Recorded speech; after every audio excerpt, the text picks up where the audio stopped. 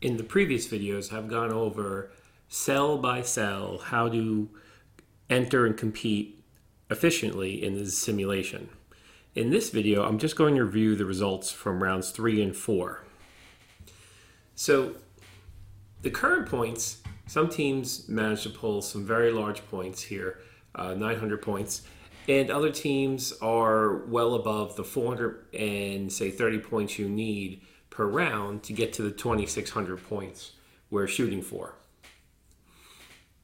And you can see here by the percentile ranks, a lot of the teams in class are doing very well. Now, some teams in class are struggling, and they're having rounds with points below 200, and one team with a negative 700 points. So this negative points only occurs if you have usually negative profit margins. So profit margins are very important in the simulation.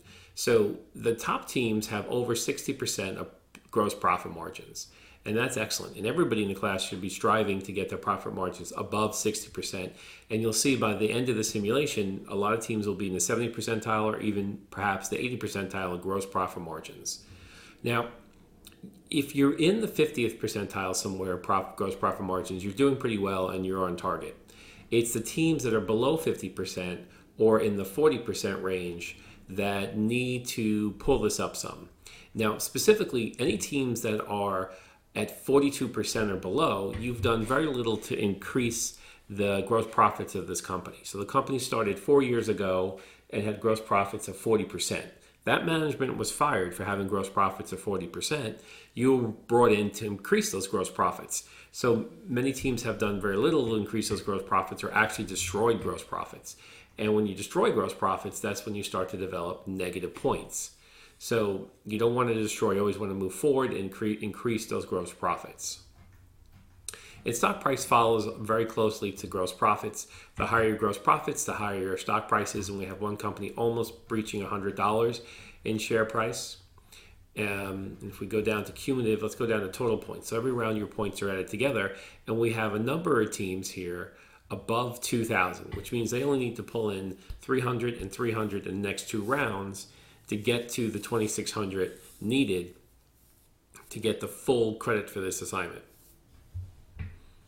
So if you're close to 2,000, you're doing very well and pretty much on target.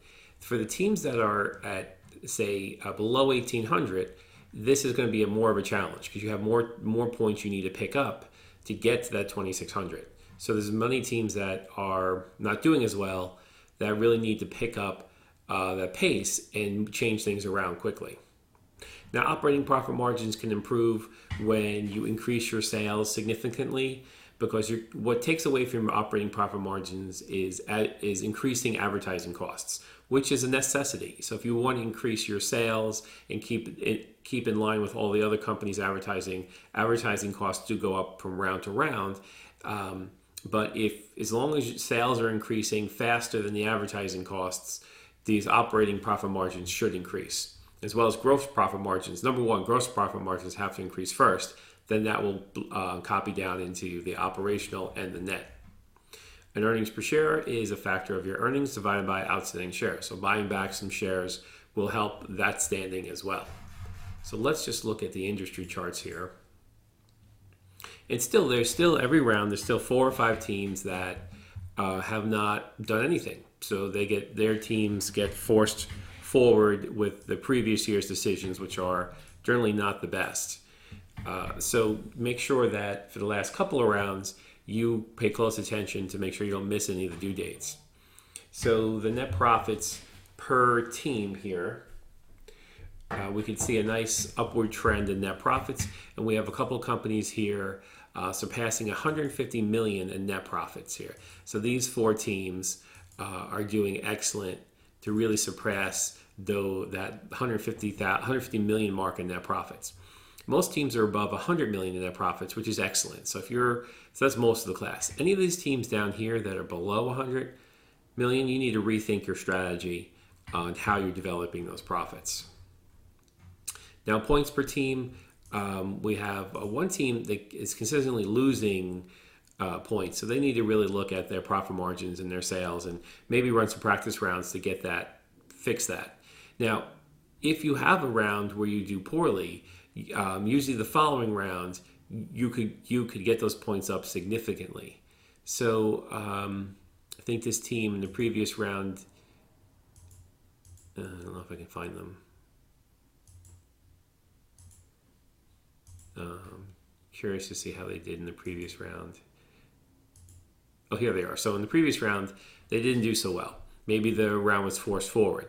What's great about this game is, since it's year-over-year competition, if you come back next round and make all the right decisions, you can make up a lot of those points you lost from being forced forward in the previous round.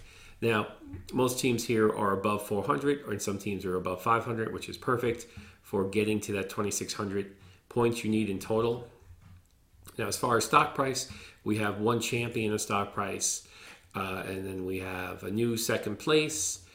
And of course, so these three teams have been the first three teams last round as well. And some teams down here, if you're below, I'd say $50, you're in the bottom half of the class. So you want to get investors to like your company and buy your company. And to do that, you need to increase sales and profits. Okay, if we look at sales, one team here came down greatly in sales. I'm not sure why. Sales, if you look at read the student manuals, sales should be increasing double digits for all cars every round. So no teams should be decreasing in their sales. If your team is flat, that just means that you were forced forward because you didn't complete the round. We still have this team number one in sales. Remember, number one in sales is great, but you need to turn those sales into profits to have a successful company. Any company could be number one in sales, just sell things below cost, and people will overwhelmingly choose your products. But if you're not selling it at a profit, your company's going to go bankrupt. So we have, these couple of teams here really doing well in sales. You may want to look them up on the industry report to see how well they're doing per car. And we have one team here, this team in the orange here.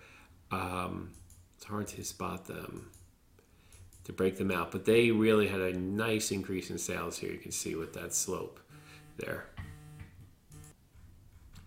Okay, so earnings per share follows along with your earnings divided by your outstanding shares. So if you decrease your outstanding shares, you can greatly increase your earnings per share, which many companies have done here. Only one company has decreased their earnings per share, and this is the company that lost points. So you really want to look at and make sure that you have increasing profits and you have profits. You don't have losses. Losses are very bad in the simulation because almost every company is profitable. You really have to try to lose money in such a profitable and increasing industries. Okay, so here are you see how most companies have a similar amount of market share. These are this company, 17,000. This is the market share units, 17,000 units sold, and 15,000. See, these are the top companies up here. The bottom companies are around, there's one 8,000. Here's another 17,000. So big range as far as units and total dollars too. So when you get a chance, review your charts on the simulation. Look at you want to look at all your charts and see how your company's doing and make a strategic plan to really increase your sales and profits. And don't be afraid to use the practice game to work out some ideas and test some strategies to do better. Okay, I hope you found this video helpful, and good luck in the last two rounds, and make sure that you review the due dates so you don't miss them. Thank you, and take care.